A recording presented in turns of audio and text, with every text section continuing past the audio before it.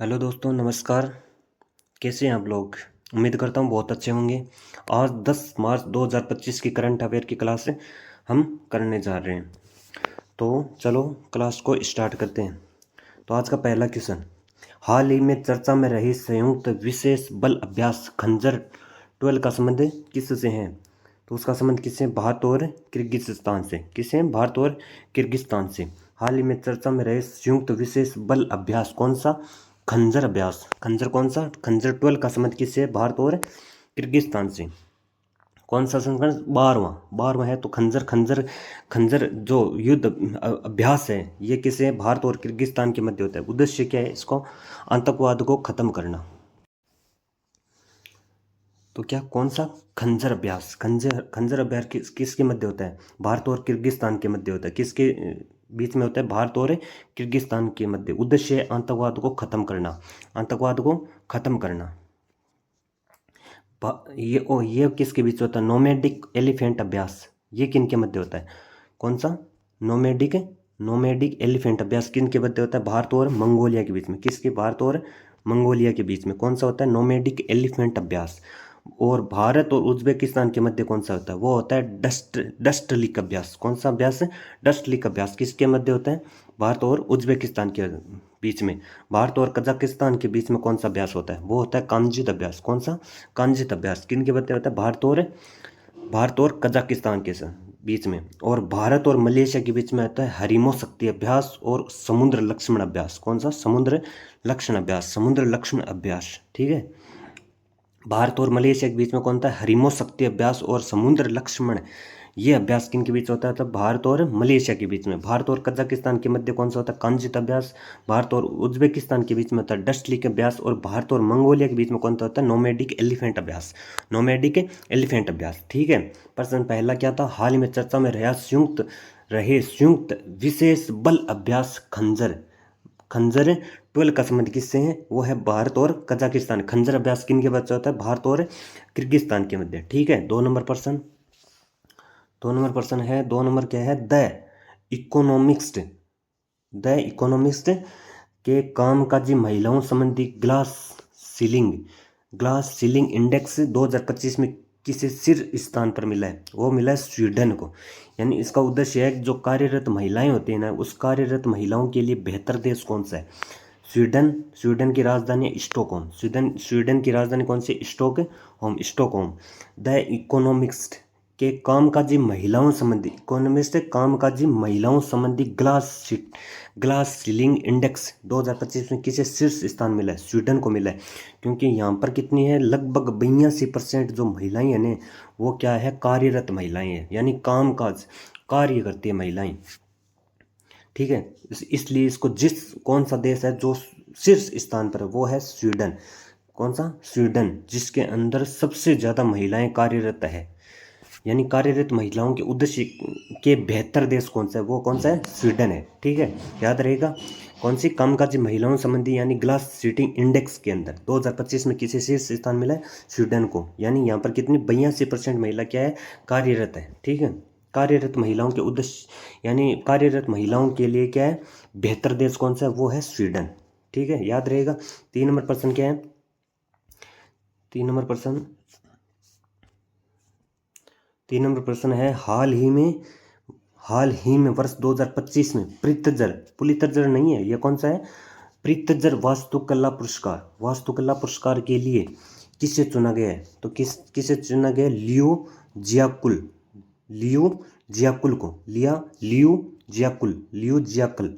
को चुना गया है। इसके वास्तुकला किस पुरस्कार को वास्तुकला का पुरस्कार कहता है? प्रित्जर पुरस्कार को क्या कहा जाता है?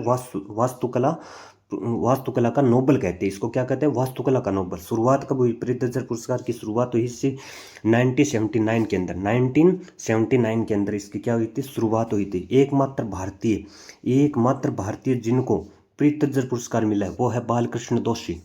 कौन? बालकृष्ण दोषी, जिनको एकमात्र भारतीय जिनको प्रित्जर पुरस्कार मिला है।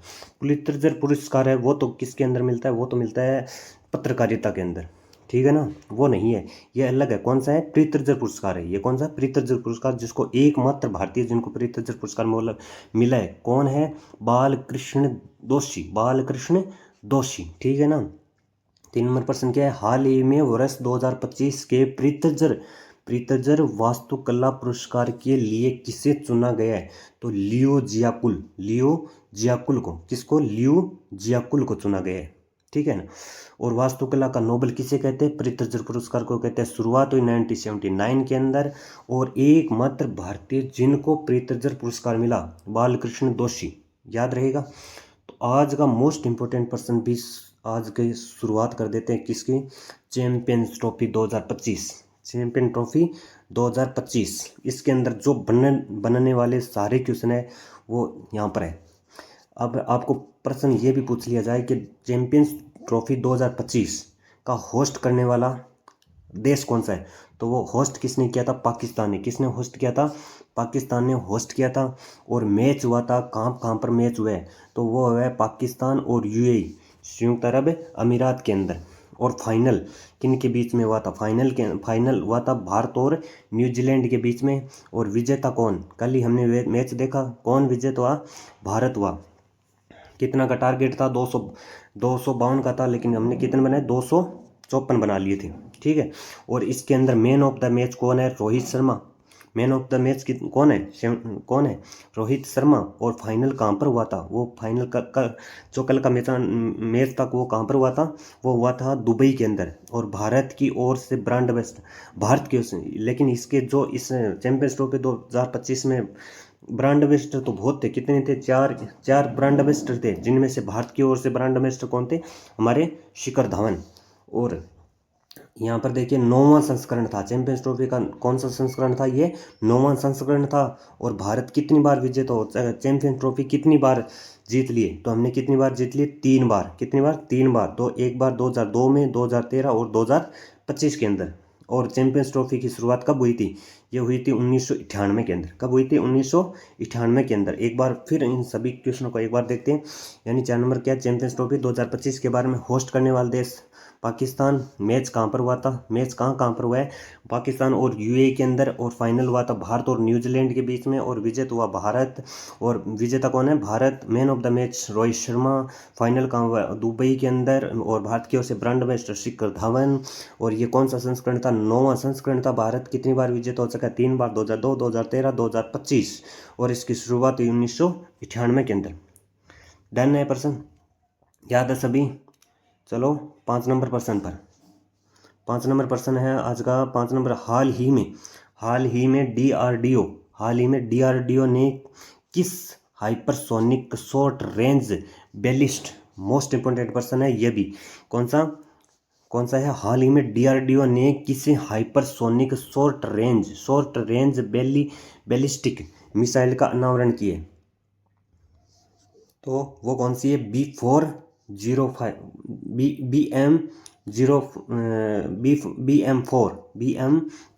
BM4 का क्या किया गया है? अनावरण किया गया है। हाल ही में डीआरडीओ ने किसी hypersonic short range ballistic missile का अनावरण किया? BM4 को। ठीक है। और शॉर्ट रेंज का मतलब है कम दूरी। इतनी भी कम दूरी नहीं है, लेकिन कितनी दूरी तय करती है? ये लगभग 400 लेकर 1500 किलोमीटर दूरी पर। ठीक है। और हाइपरसोनिक का मतलब है इसकी स्पीड कितनी? इसकी स्पीड है ध्वनि की स्पीड से 5 गुना अधिक। ध्वनि की स्पीड से 5 गुना अधिक इसकी स्पीड है। हाइपरसोनिक का मतलब यानी जो ये मिसाइल है, इसकी स्पीड कितनी? इसकी स्पीड है कितनी?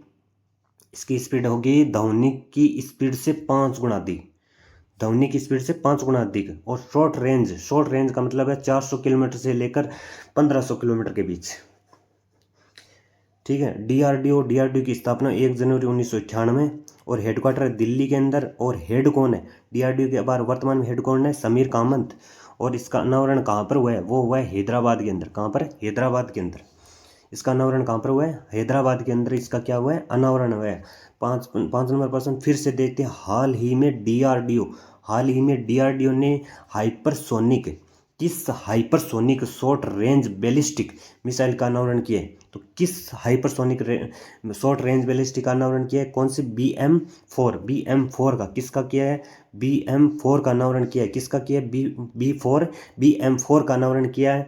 और इसकी शॉर्ट रेंज का मतलब शॉर्ट रेंज यानी 400 किलोमीटर से 1500 किलोमीटर के बीच इसकी शॉर्ट रेंज है। और हाइपरसोनिक का मतलब इसकी स्पीड कितनी? इसकी स्पीड कितनी है? ध्वनि की स्पीड से 5 गुना अधिक, ध्वनि की स्पीड से 5 गुना अधिक।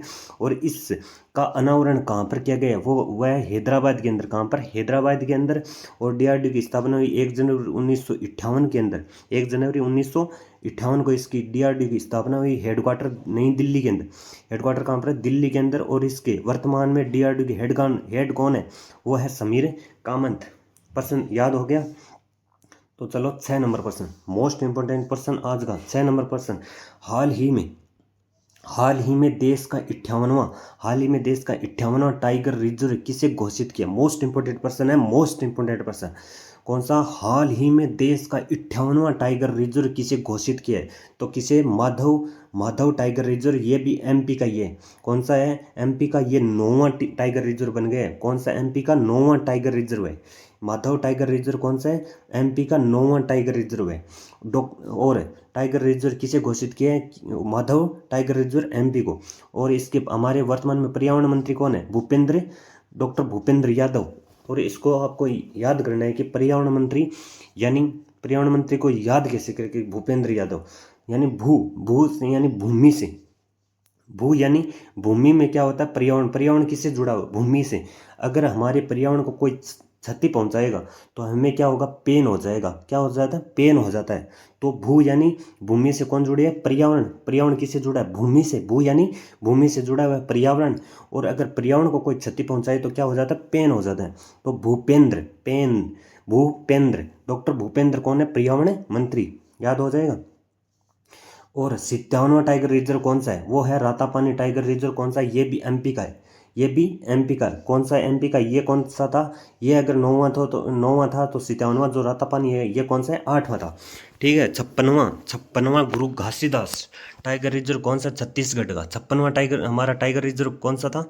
वो था गुरु घासीदास टाइगर रिजर्व। कौन सा? छत्तीसगढ़ का। और 55वां कौन सा? धौलपुर करौली राजस्थान का। धौलपुर करौली टाइगर रिजर्व कौन सा? राजस्थान का। कौन सा था? 55वां हमारा टाइगर रिजर्व था। 56वां गुरु घासीदास, 57वां रातापानी और 58वां कौन सा बना है? वो बना है माधव टाइगर रिजर्व एमपी का।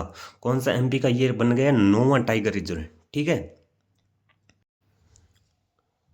तो क्वेश्चन सभी याद हो जाएंगे ना? तो चलो हम 6 नंबर प्रश्न को एक बार फिर देखते हैं। हाल ही में देश का 58वां टाइगर रिजर्व किसे घोषित किया? माधव टाइगर रिजर्व को। और ये कौन सा? एमपी का। कौन सा? 9वां है टाइगर। हमारे वर्तमान में कौन है? पर्यावरण मंत्री कौन है? पर्यावरण मंत्री कौन है? भूपेंद्र यादव। भूमि से जुड़े कौन है? पर्यावरण हमारा जुड़ा हुआ है भूमि से। तो भूमि से जुड़ा, भूमि अगर पर्यावरण को कोई क्षति पहुंचाएगा तो हमें क्या हो जाता है? पेन हो जाता है। पेन यानी दर्द होता है। तो भूपेंद्र यादव कौन है? पर्यावरण मंत्री। और 57वां टाइगर रिजर्व कौन सा था? Ratapani tiger reserve. 56वां कौन सा था? गुरु घासीदास छत्तीसगढ़। गुरु घासीदास टाइगर रिजर्व कौन सा? छत्तीसगढ़ का। और 57वां और 55वां कौन सा था? धौलपुर करौली का, जो राजस्थान का। कितना? कौन सा? 55 नंबर। ठीक है। तो चलो 7 नंबर क्वेश्चन है। हाल ही में विश्व जूनियर शतरंज चैंपियनशिप 2025 का खिताब किसने जीता है? प्रणव वेंकटेश। किसने? प्रणव वेंकटेश ने। कौन सा जीता है? वो जीता है विश्व जूनियर शतरंज चैंपियनशिप 2025 का खिताब किसने जीता है? प्रणव वेंकटेश ने। कौन सा है? 4th भारतीय बन गए हैं जो विश्व जूनियर शतरंज चैंपियनशिप जीतने वाले। कौन से बन गए? 4th भारतीय बन गए हैं। कौन? प्रणव वेंकटेश। और पहले कौन थे? हमारे थे विश्वनाथ आनंद थे जो विश्व जूनियर शतरंज चैंपियनशिप जीत चुके थे। कौन थे पहले? विश्वनाथ आनंद। भारत के 85वें ग्रैंड मास्टर कौन है? कौन सा? भारत के 85वें ग्रैंड मास्टर कौन है? श्याम निखिल। कौन है? Shyam Nikhil. World chess day कब मनाया जाता है? वर्ल्ड चेस डे कब मनाया जाता है? तो ये आप बता दीजिए, मुझे तो याद नहीं रहा। ठीक है दोस्तों, यह आप बता देना कौन सा है। वर्ल्ड चेस डे कौन सा है, यह आप बता देना। भारत के पिक्चर्स में ग्रैंड मास्टर कौन है, श्याम निखिल। कौन है, श्याम निखिल। प्रणव वेंकटेश फोर्थ भारतीय बन गए। कौन, पहले कौन थे, विश्वनाथ आनंद थे। हाल ही में विश्व जूनियर शतरंज चैंपियनशिप 2025 का खिताब किसने जीता है, प्रणव वेंकटेश ने। और फोर्थ कौन थे, फोर्थ भारतीय बन गए हैं। कौन, प्रणव वेंकटेश, जो विश्व जूनियर शतरंज चैंपियनशिप जीतने वाले कौन बन गए, चौथे भारतीय बन गए। कौन, प्रणव वेंकटेश। और पहले कौन थे, विश्वनाथ आनंद थे।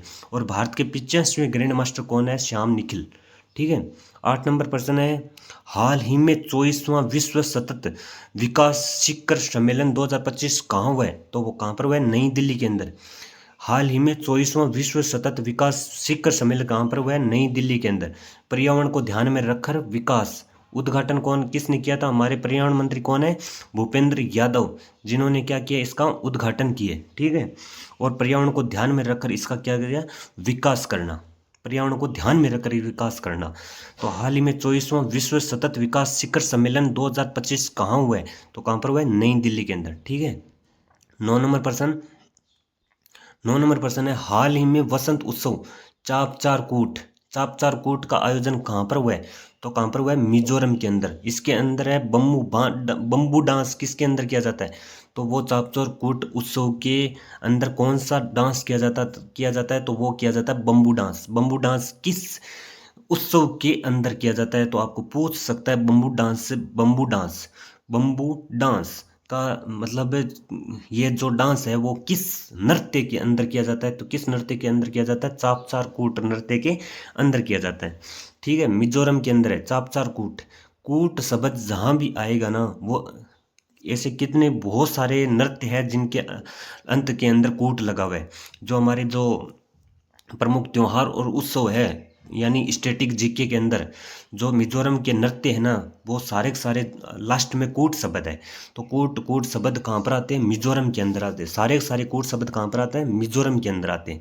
तो अगर ऐसे भी याद रख से क्या, अगर वो कूटा गया, कूट यानी मारपीट, यानी वो कूट कूट सभी को, अगर उसको कूट दिया तो उसको क्या आ गया, मजा आ गया। क्या आ गया, उसको मजे आ गए। तो मिजोरम।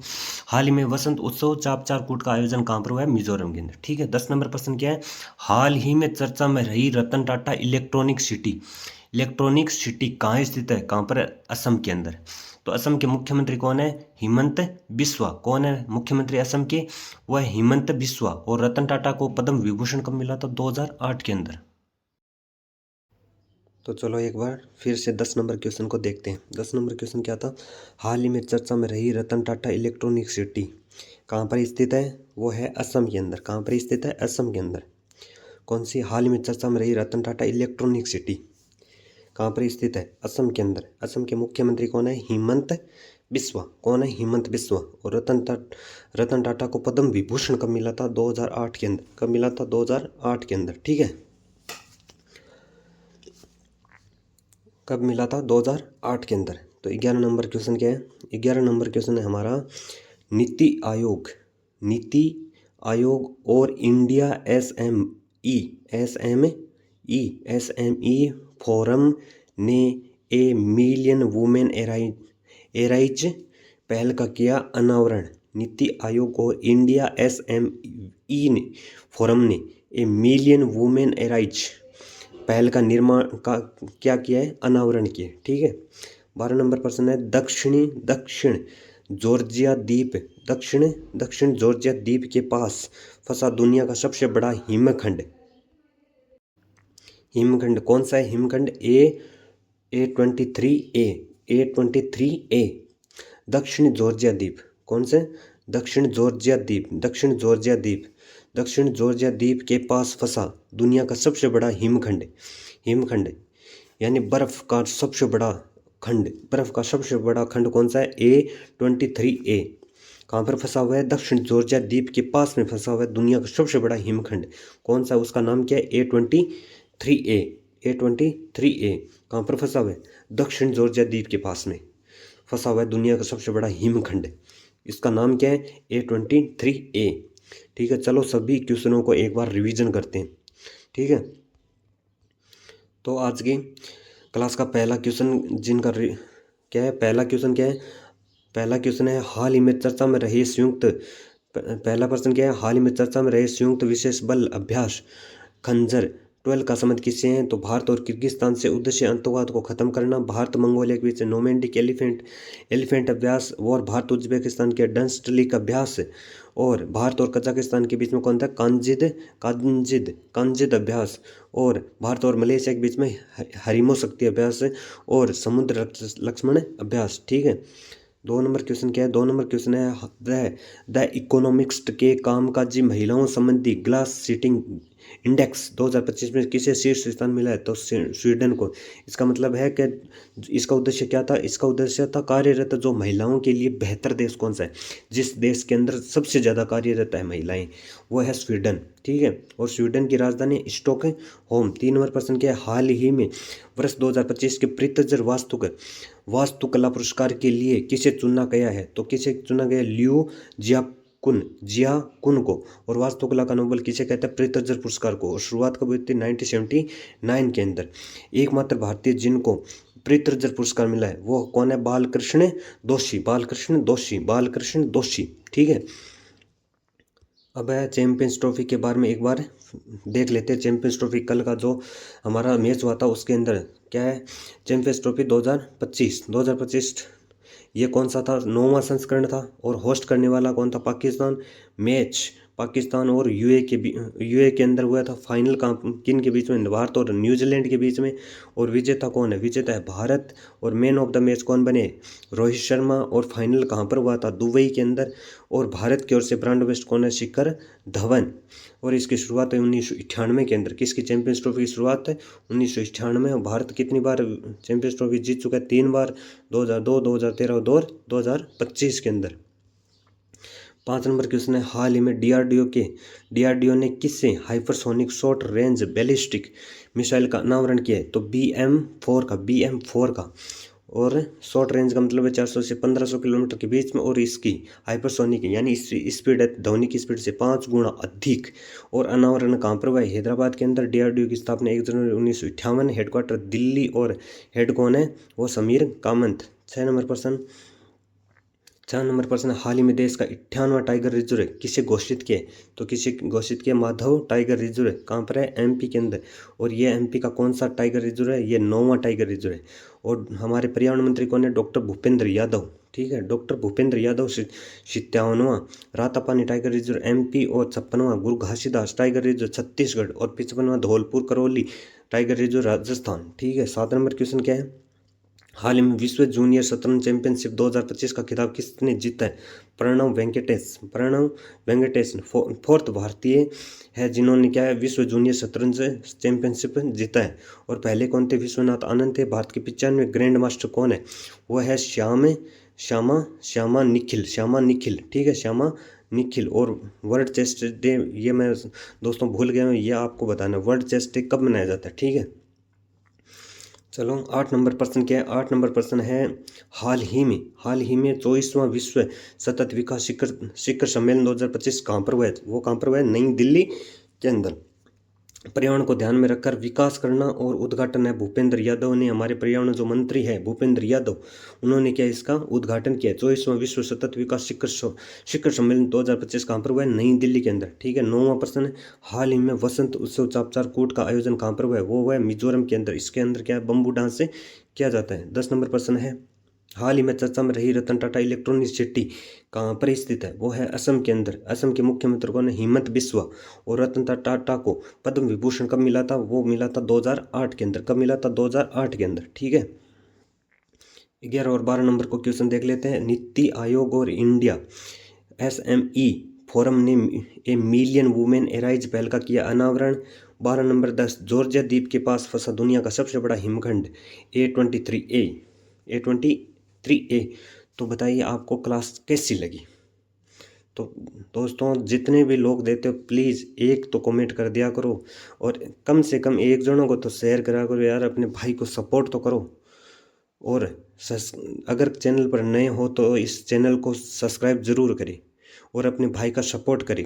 तो आपको कमेंट के अंदर बस इतना बता देना है कि मैं आपके लिए जो कंटेंट लेकर आऊँ कैसे लेकर आ रहा हूँ, सही है या गलत है, बस इतना बताना है। और क्लास अच्छी लगे तो प्लीज़ क्लास को लाइक कर देना, शेयर कर देना और सब्सक्राइब ज़रूर कर देना।